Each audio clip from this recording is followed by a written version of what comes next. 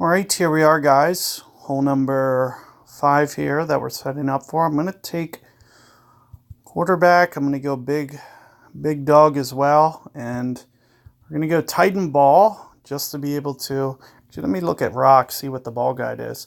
So since I have higher ball guide, my accuracy is a little bit low, but shouldn't be too much of a big deal. So I'm going to go... rock or QB, it shouldn't really matter in terms of distance wise for this hole. So let's just take a look here. Looks like I have 2 more for a pin chest. I'm going to make sure that I get to 2 more shootouts here. You're also going to see that I'm going to use a Titan ball here. That's going to hopefully give me a little bit of extra range to be able to hopefully get this up to a nice eagle chip range. So this is going to be a very tough hole to eagle. So we're going to kind of take everything into account that we can. And as I mentioned about the ball guide, you'll see that I might put just a little bit of top spin. Another thing you can do is you can just go into power. So what I'm going to do is probably no power. Just like this. No power, 1 top spin. Let's just see how this plays out. Of course, I didn't want that great ball, but it should not be that big of a deal. Here you can see that it gets up pretty close to the edge of the fairway. So as you can see, I really don't need top spin. I don't need anything. I don't need like a lot of distance or anything. So it really doesn't matter. You probably just want to pick something that has the best ball guide. And of course that driver only has 210. That's all I really need. So I didn't even have to use any power whatsoever. Even if I had 200 on the power, it wouldn't really be that big a deal. It's more about a ball guide shot than anything. You just want to make sure that you do stay out of the rough. So don't force the issue too much. Keep in mind, I could have had a 5 wind. I had a 2.9. So a 5 wind, I would have probably had to play that just marginally different. Start to take off the power. So what I'm going to do here, for the most part, is try to land right around here. So I'm probably thinking somewhere in the neighborhood of half power. I need to come off to kind of make sure that I don't land long in that rough there. And there you can see, perfect ball. So here you can see it just kind of trickles up through here.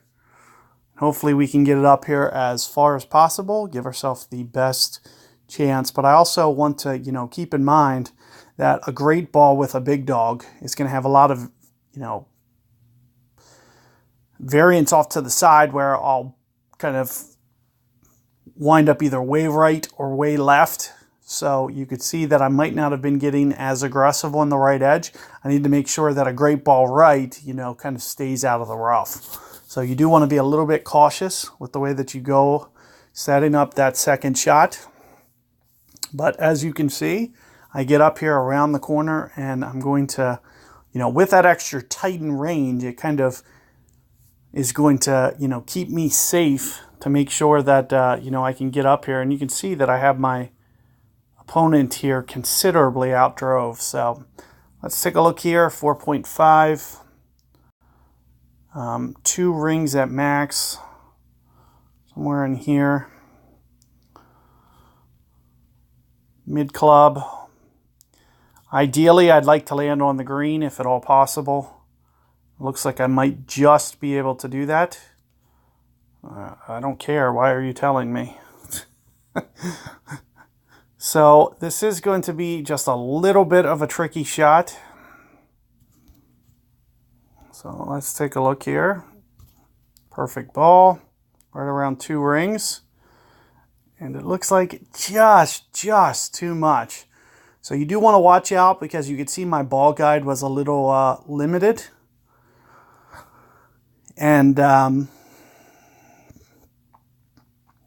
with that limited ball guide, it might be hard to get that alignment because you could see the way that I was doing it. I was trying to put side spin on it as opposed to, you know, putting the ball guide on the fringe. I wanted to make sure that I could keep it on the green because I feel like the bounce is more consistent on the green than it is on the fringe or the fairway. So that's the reason that you'll see that I did that.